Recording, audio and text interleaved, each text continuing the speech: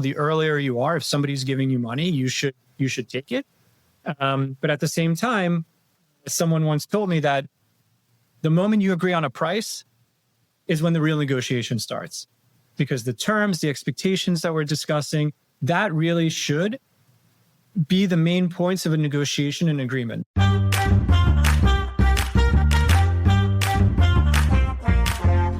Welcome to the Tech for Non-Techies podcast.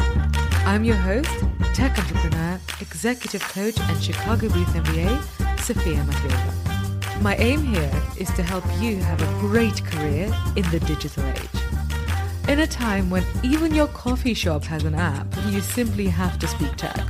On this podcast, I share core technology concepts, help you relate them to business outcomes, and most importantly, share practical advice on what you can do to become a digital leader today.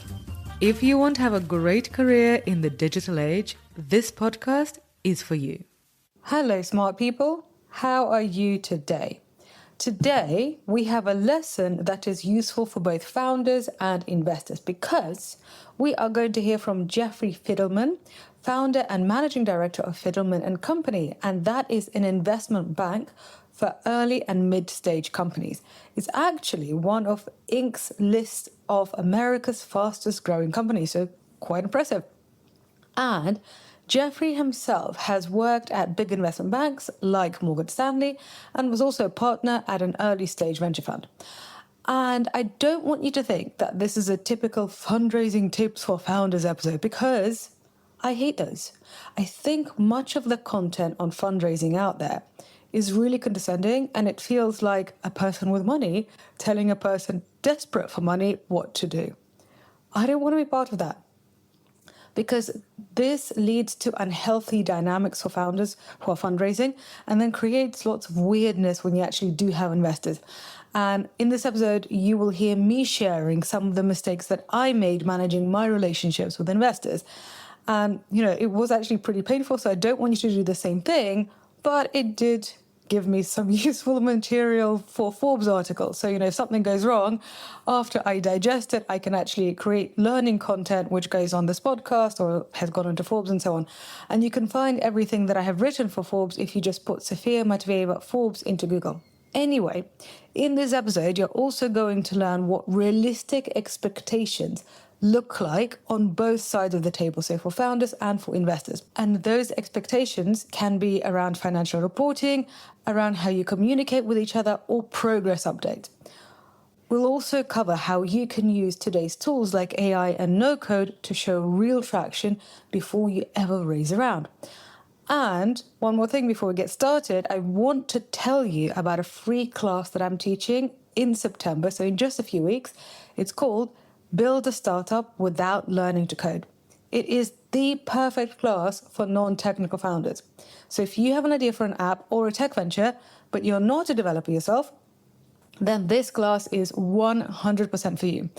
And I haven't taught a free class online for more than a year. So this is a rare treat. So make sure that you do not miss this. There will only be one class.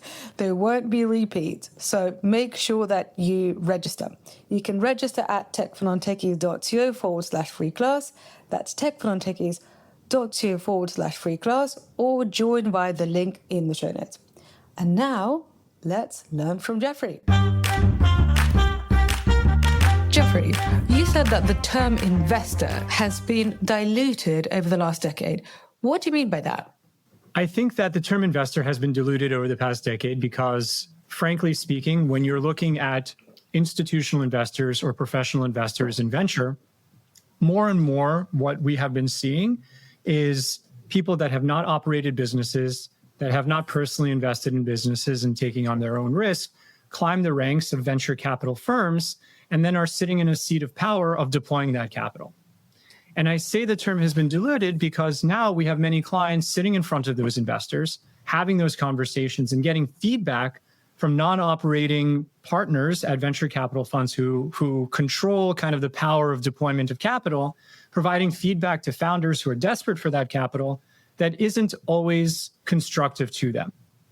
So I think the term investor, when we talk about it being diluted, I think maybe we should even create separate terms for the types of investors we're talking to, where on one hand, you have operators, you have people who are GPs in control of capital and deployment of that capital, who have done and built businesses before that they can actually act as a strategic investor, versus an investor who's simply putting in money that is going to wait for that liquidity event coming out of a company. While both are technically speaking investors, I believe when we're talking to venture companies, venture-backed companies, or even founders looking for capital, they need to be acutely aware of the different types of investors that are out there. Strategic, purposeful, focused, collaborative, versus less strategic, just money, just providing them with access for additional runway down the road. But surely it matters what stage you're fundraising for, because if you're fundraising for the early stages, yes, I mean, I agree with you that somebody who's had real operational experience, that's going to be a useful person. But if you are doing Series B, Series C, a bunch of financiers with MBAs, okay, they're annoying people. I love them all. They're my classmates. But still, those people would be more appropriate, because then it becomes more like a private equity investment. What do you think of that assumption? Yes, spot on. I do agree. I think the earlier the company is, the earlier the stage of a founder, or rather the company is in terms of their stage, the more important it is, both for the founder as well as for the investor, to build a relationship. The earlier stage a company is, when I'm deploying capital as an investor, I want to make sure that, yes, I believe in the idea, I believe in the traction, the progress, and the vision of this company and where it's growing. But at the same time, in every company, at whatever stage we're talking, whether it's Series A or Series K, that I just realized is an actual... Is that a thing? Instead of IPO? Oh my God. Yeah, well, Databricks just raised a Series K, $1 billion Series K, and $100 billion valuation. And I was joking earlier with someone that I didn't even realize the letters go that far prior to a liquidity event happening. Wow. But I think that the point there is, earlier stage of company, and in every company, what I was saying is that anything that can go wrong will go wrong. And an earlier stage company, the list of things that can go wrong is much, much longer. And what I would want to know as an investor, or what I would think that an investor would want to know prior to deploying the capital into that company, is, can I trust this founder? Can I trust the management team that when things do go wrong, they're not going to lose their head and they'll be able to adjust, they'll be able to pivot, because it's my capital at risk at the time that happens. So I want to make sure that I have a relationship with that founder and I can be helpful to the extent possible, so that I can have an inorganic input on the capital that I gave that founder. Inorganic meaning I provided capital to someone and I am helping them multiply the value of the capital I gave them, versus later on, to your point, at a later stage of company or even private equity, and not even all private equity, but later on, there's a lot less reliance on the specific founder or any one person within a company, and much more reliant on the company and its traction and its progress. That is a lot less personalized to the person I'm investing in. You know, when you were talking about these venture capitalists who haven't had any operational experience giving feedback, which is unwelcome to experienced founders. I've actually been in that situation. I remember with my first company, when I raised our first round, I was sitting across the table from, I think, a 25-year-old who had literally never had any experience apart from, well, basically in, being a junior person in finance. And I had also been a junior person in finance. So I know that, well, especially what I was doing, and this is before the age of AI, you're like coloring in spreadsheets and sleeping under your desk. You're not really doing intelligent work. You're not really adding value. But you could really see that, there she was. She was like, oh, nobody's looking and I get to be powerful now, which is awful, because what, as a founder, you want to say is, can you bring the adults in the room so I can have a real conversation? But if you say that, nothing good's going to happen. So earlier on, we were discussing an article in the Financial Times that I had sent you, and we'll put that link in the show notes. And the first 5 people click on it, they can read that article for free. But essentially, I'll tell you what it says. The article is written by a retired investment banker, i.e. rich person, who argues that investing in startups for investment bankers shouldn't be seen as a retirement hobby because it's actually hard and you have to do some work. But he says that investment bankers really can add value. Now, what do you think? I mean, did I miss anything in that article? What do you think of that article? What do you think of retired investment bankers getting into early stage investment? Is it a good idea? Yeah, well, is it a good idea? I suppose that depends on the individual person and their financial standing and intellectual capacity and bandwidth on whether or not they can add that inorganic value that I was speaking about before. And to tie both this question along with what we were just speaking about earlier, that is the main difference, at least from this perspective, around a venture investor and a private equity investor. Ultimately, venture capital fund is a subset of private equity, right? Venture capital is private equity, technically speaking, by definition. And when you take those kind of definitions aside and you really take a look at the structure and how they're thinking about investing, venture capital is typically underwriting to a 40x return, meaning I put in $1, I expect to get $40 out. And that's what I'm underwriting each business to. So the main difference between private equity and venture capital when looking at how the investor is deploying capital and how they're underwriting the underlying investment is that in venture capital, they're typically looking for a 40x return, meaning I put in $1, I'm expecting $40 out. Now in private equity, the expectation is different. I don't want to say less or more, just different, where their expectation is 20-25% IRR. And the reality is IRR is, could you tell the audience what IRR is?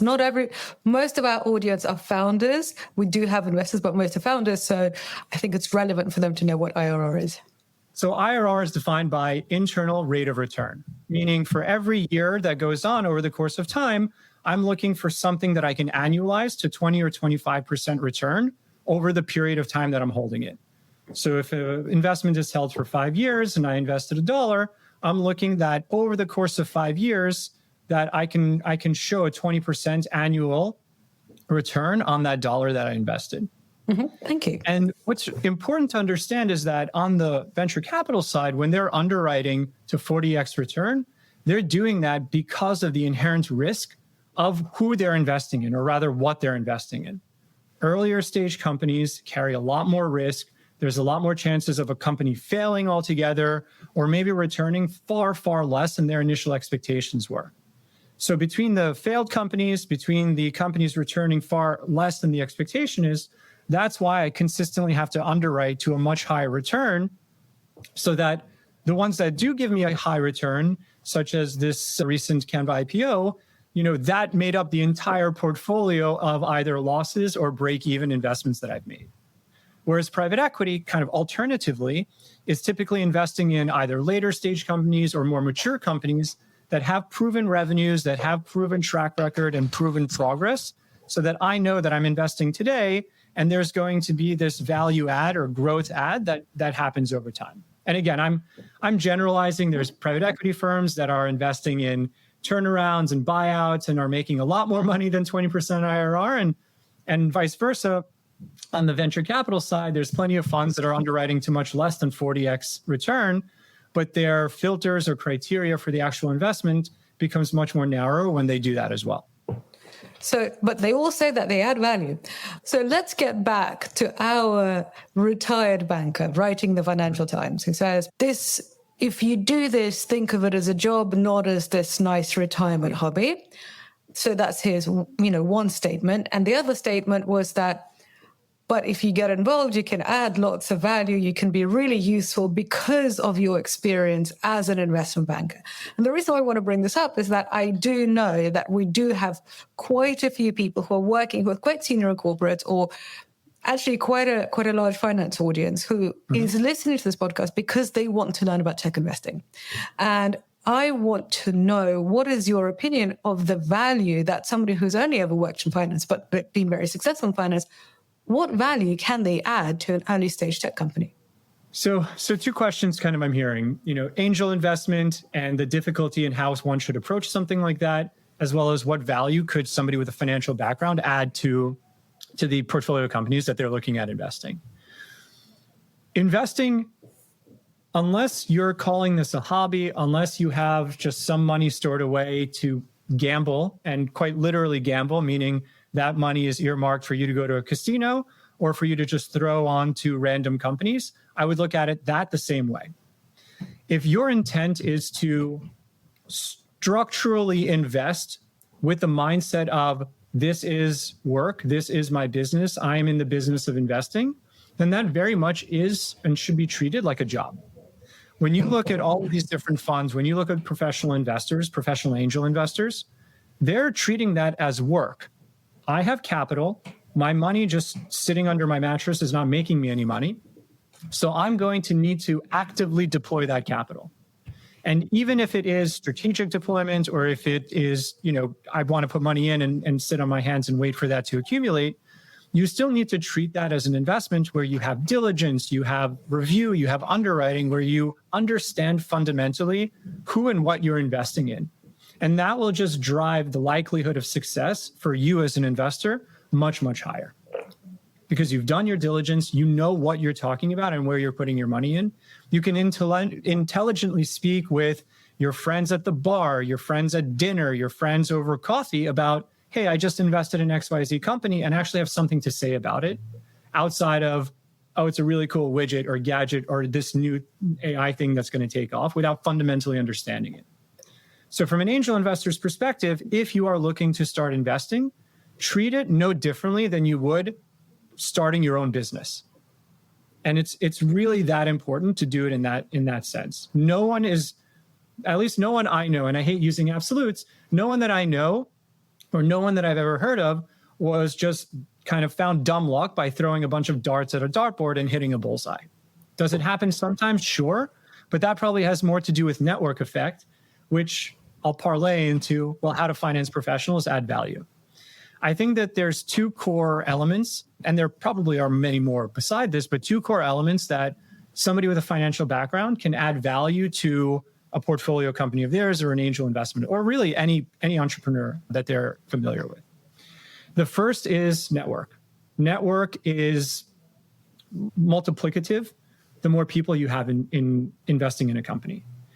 And there are a few articles out there, I'm not sure who is the publisher, but there's a few articles out there that when you look at the early stage investment rounds of early stage companies, usually the smallest check will lead to the most amount of investment, because that $5,000 check will add their entire community. If they've done their diligence and research and homework on who you are and what their investment is, they start talking about their investment to all their other investment friends, and that brings capital in.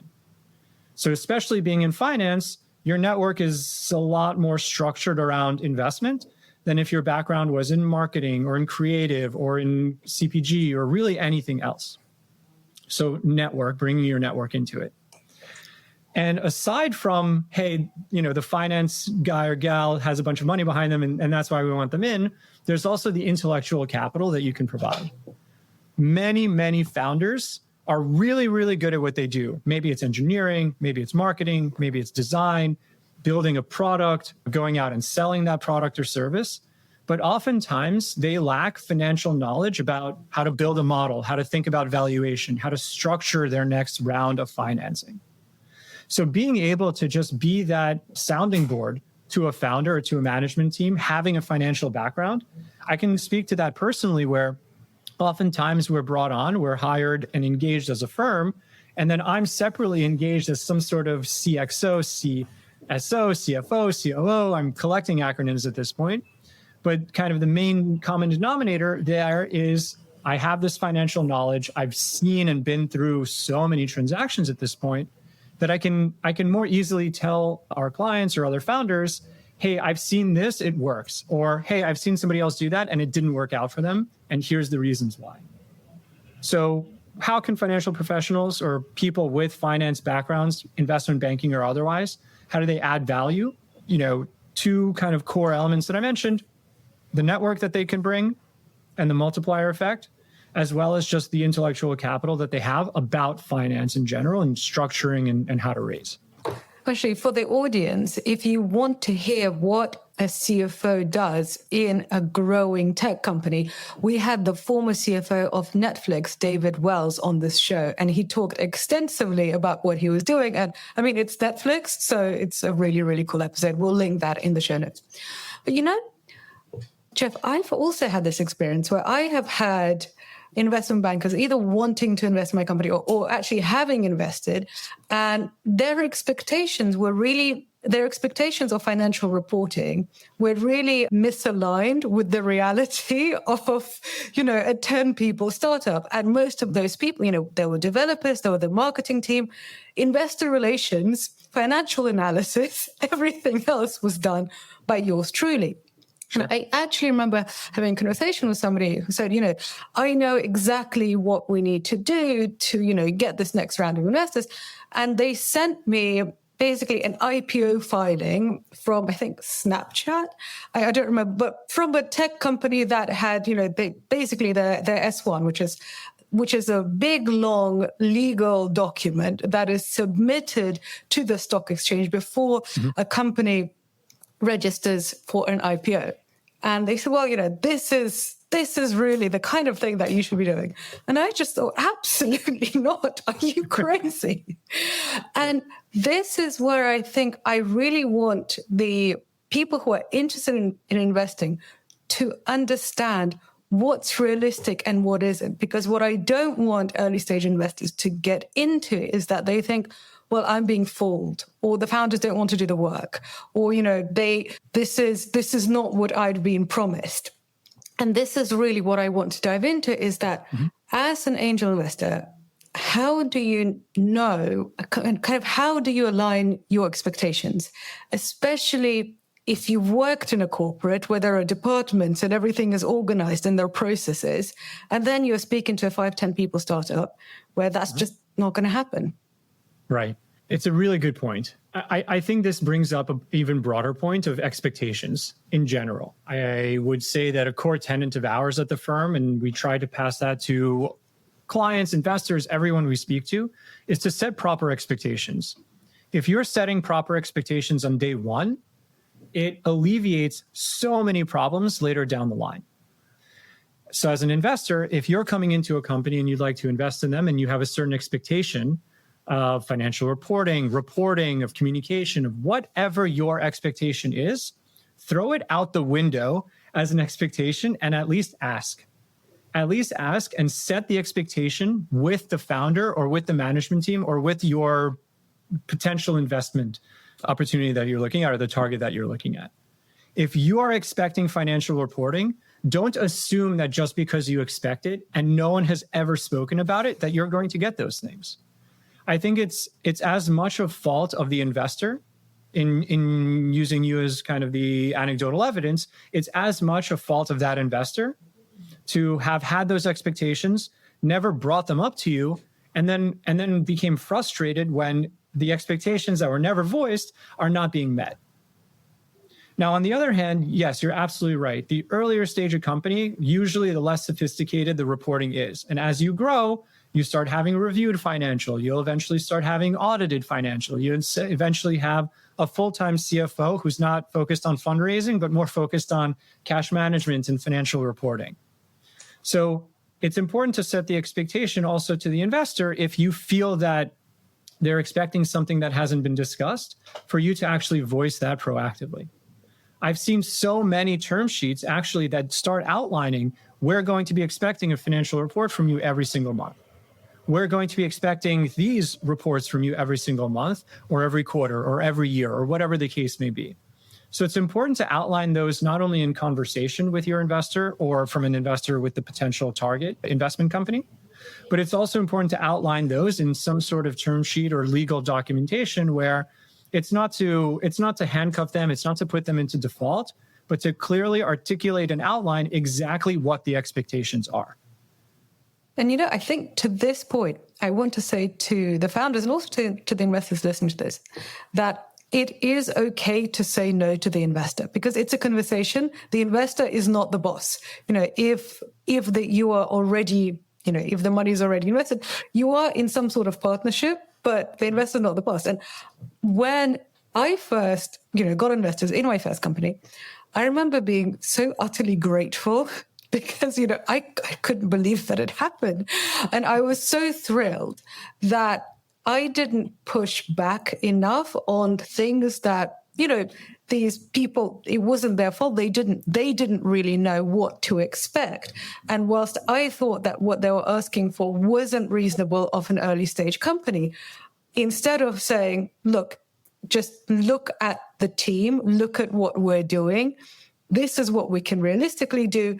But what you're asking is beyond that right now. Yep. Instead of having that conversation, I attempted to basically completely just stop sleeping and do everything, which, was not a good idea, because that's only possible for the founder, for the person who is, managing the strategy, if you actually stop focusing on the things that matter far more, like the product, like the customers, like getting revenue. And this is why I think understanding that it is not a relationship where the person with the money is in charge and you are sort of, the slave carrying it out. I think that's really important. I think that's more important for the people who are doing it for the first time, because once you've done it a few times, now I'm at a different stage, I would behave very, very differently. And also for investors not to be freaked out when the founder says no. Have you seen that founder saying, would love to help, but this is not going to happen right now? Usually serial entrepreneurs or people that have gone through it, to your point, several times over, starting kind of at a high level. I know that there are many advisors and others that will say, be careful who you take money from and don't take money from everyone. I think that's a little bit of an extreme statement. I think in general, the earlier you are, if somebody's giving you money, you should take it. But at the same time, someone once told me that the moment you agree on a price is when the real negotiation starts, because the terms, the expectations that we're discussing, that really should be the main points of a negotiation and agreement, not necessarily valuation, right? If a valuation is astronomical, yes, I've seen investors walk away from that. But if it's a little bit too high, then investors won't restrict them from wanting to invest in your business. They'll just voice that, hey, this valuation is too high. And along those same lines, any requirements that an investor is putting on the founder or on the company should never be restrictive. So to your point, hey, yes, these are all the expectations, financial reporting, what you are doing, and how much time and effort it was taking of you was, without question, was taking away from what you should have actually been doing, which is growing the business. And if your financial reporting or if your requirements to an investor seem like they are going to be restrictive, then it's absolutely okay to come back to the investor and try to create some sort of compromise on what that reporting looks like, right? It's important to understand that they too are investors, and we were just talking about the business of investing. They need to understand how to manage their portfolio from a risk perspective, from a deployment perspective, from a variety of different means. Maybe they have a fund and they need to report to their investors of what their investment is doing and how it's acting. So I think that every founder, regardless of stage, should always have one, maybe two versions of a newsletter, where the first one is going, and I'll call it a newsletter. It could be an update, could be called whatever, but one that goes to active investors in your business to give them kind of a behind the scenes look at what's going on, trajectory, maybe financials, whatever you've agreed with them on. And then that second newsletter is more broad strokes. I think Y Combinator uses a similar outline of, here's a few bullet points on what we did last month. Here's what we're working on this month. Here's what we're planning to do next month. So I think communication is incredibly important throughout the course of building a business, raising capital for a business, maintaining relationship with investors so that they feel connected to their investment. And it's not just like a zombie investment or a ghost investment that, hey, I put a few dollars into this business and I haven't heard from them in 3 years. Communication is really, really important. So I actually used to do these two newsletters for my first business when I had investors. And I learned that from when I worked in a private equity firm. So the CEO of the private equity firm literally used to do exactly this. So he would draft a really long letter, with lots and lots of detail to the investors in the fund. Mm-hmm. And then essentially we would remove the sensitive details, but there would be market commentary, there would be trend, it was still interesting, but it just didn't have, okay, this is the valuation of what like, this is what's actually happening to our money right now. Right. And I remember it was really popular with the investors, and I didn't know if other funds were doing it, but we had some really impressive investors like the Harvard Endowment Fund, and they would write, they were like, yes, this is so great. And I remember thinking, oh, I'm going to do that. And so I literally copied exactly the same format, and it actually helped me raise money because I think because at the early stage, it's so much about feeling. So people feel informed, people feel part of your story. And then when you say, okay, well, we had these milestones, we used this investment to hit these milestones. Now we're raising another round to raise these other milestones. People have already known about this. And so nobody is surprised. So I really love that strategy. Actually, it's a strategy that we teach as part of our Tech Funnel Technical Founders course. But let's go back to investor expectations, which is what we were discussing before. Now that there are no-code tools, there are AI tools that essentially you can create a product as a non-technical person and get relatively far, much further than a PowerPoint. Mm-hmm. What is it that early-stage investors should expect to see beyond a presentation? Or can you still get away with a 10-page PowerPoint? Generally speaking, no.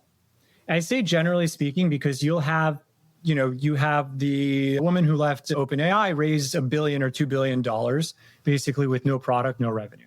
But she was the CTO of OpenAI. So, unless that's an exception. Right? There are those outliers. And I think media usually portrays outliers, either like the moonshots and how home runs or the absolute dumpster fires, which are outliers, right? The majority of businesses that end up raising money or have high valuations don't really get covered by the media because it's not a sexy story in that sense. So I think that as you're growing, or rather as you're building a business, I've said it multiple times that now with the whole advent of vibe coding with platforms like Lovable, it has never been easier to build a business than it is today, specifically for non-technical people building a technical product.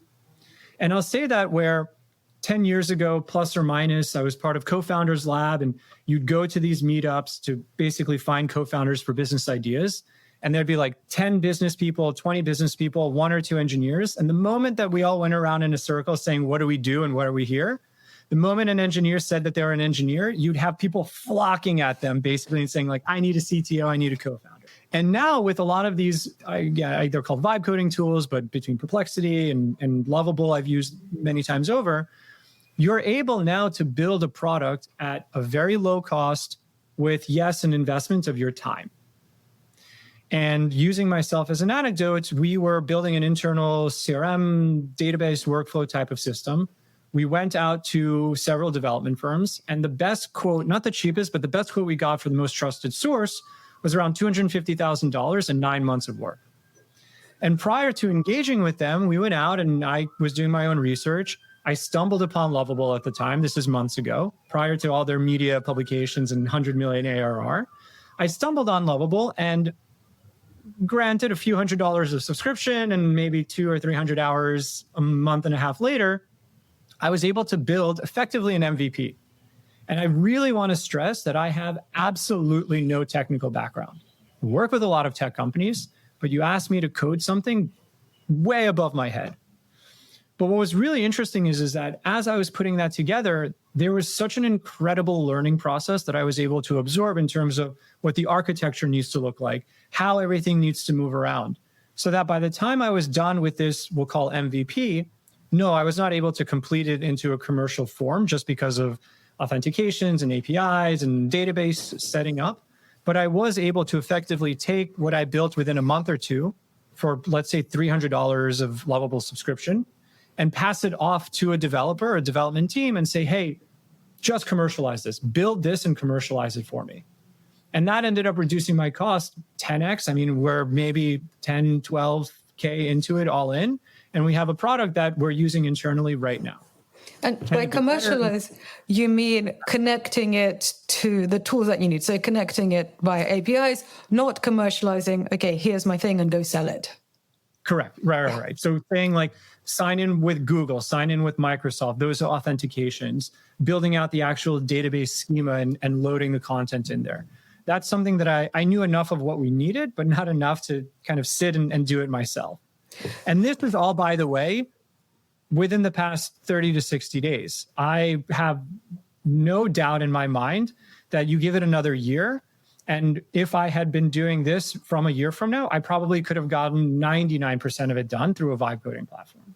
So all of that's to say, and I spoke with a founder yesterday who wanted to engage our services and asked us if he's too early. And I ended up saying, yes, he's too early, because he had everything set up. He had contracts, he had IP agreements done.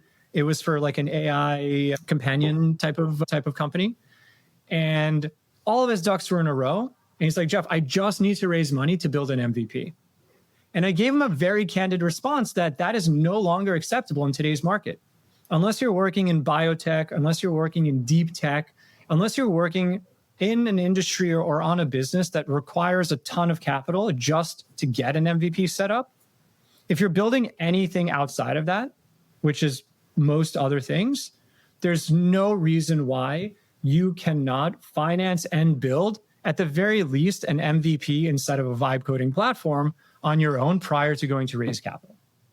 Well, we've actually started implementing that into our programs. So some of our programs are government-funded programs.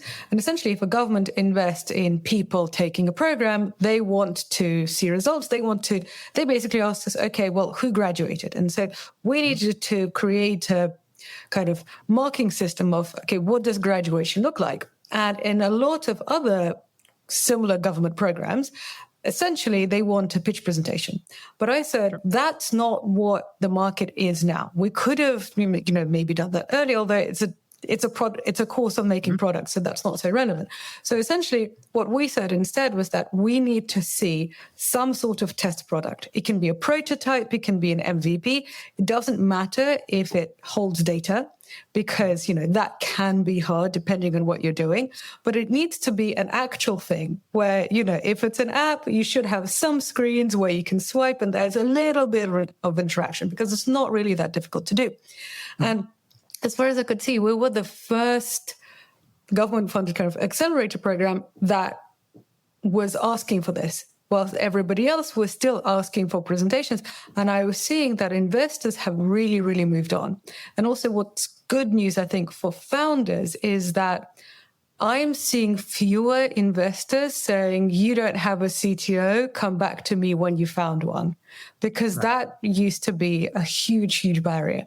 Is that what you are seeing in the market as well? It's been less of an ask. I haven't heard that as a pushback from investors. What I will say, though, based on what you had just said earlier, is forward progress. Forward progress has been incredibly both more prevalent and important for investors prior to them making a decision to deploy capital into your company or to make an investment. And what's really important to understand is that forward progress is not a measurement of a point in time, but rather of over points in time. So from a fundraising perspective and an investing perspective, it's never too early to start raising capital. You always want to be out there introducing yourself, introducing your concept, your idea to investors. Maybe not necessarily raising at the time that you're reaching out, but building a relationship. And what investors will want to see is forward progress over the time that they've met you, if eventually you do want to raise money from them. And forward progress, and why I bring this up, is that going to them with saying, hey, all I need is money to build an MVP, that's not forward progress, because that just means you're stuck. And if no one gives you money, then you're not going to build an MVP. And if that's the mindset that you're in, that's never going to be conducive to a successful business. A business needs to constantly be iterating and moving forward in some way, shape, or form. And most products, by the way, many products, I don't want to say both, many products or services can be effectuated in a manual fashion. You don't need tech for every single project that you're building. Sometimes it's okay to think of a marketplace and just have two spreadsheets and just start the business.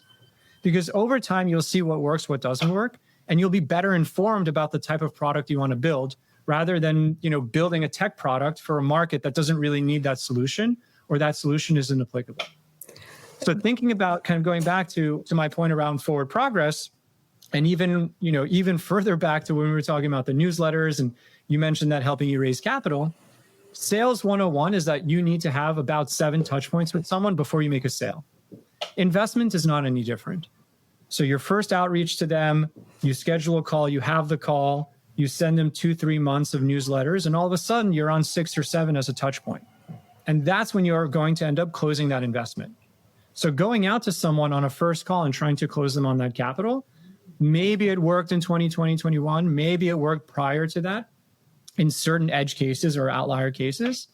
But if you're looking at the average, you're looking at best practices will indicate you have to show them forward progress over time so that they're investing in forward progress as opposed to I'm investing so you can hit go.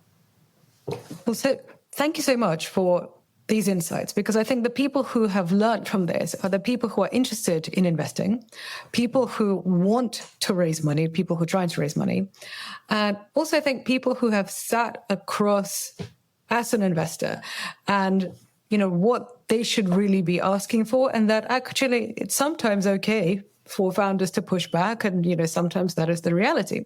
So where could people learn more from you? Well, on this podcast, for example, would be a great place to start. Our website is fidelmanco.com. My email, happy to share with anyone having any questions. I'm always up for a cup of coffee for the most part, based on bandwidth, but always happy to speak with people about investment philosophy or thesis, or just about building businesses and where they can go. My email address is jeffrey@fidelmanco.com. I'm based in Connecticut, but travel down to New York quite often for conferences and events and things of that, networking events and speeches. So I'm happy to connect with the community in any way. Awesome. And I've got one last question for you. So do you have recommendations for books or podcasts or resources that you think that are really, really good on this topic? So for people who are thinking about becoming angel investors or people who are pitching to angel investors. Yes, I was recently recommended a book. I actually have it up in my Amazon cart now, called Super Communicators by Charles Duhigg. Amazon keeps on telling me to get it too. I was part of a CEO networking group. I believe it was on this week earlier, or maybe it was at the end of last week. And 3 of the 7 CEOs on that call recommended this book. I have not read it yet, so full disclosure, I don't know what the contents are. So if it offends anyone, I'm sorry, but I don't think it goes down that hole. It's something that I have on my list. I'll be reading it next week. Super Communicators. Awesome. Well, thank you so much. We'll put that in the show notes. Well, thank you very much, Jeffrey. I will let you go to enjoy Connecticut. And thank you, audience, for being with us today. Thank you again for having me, Sophia.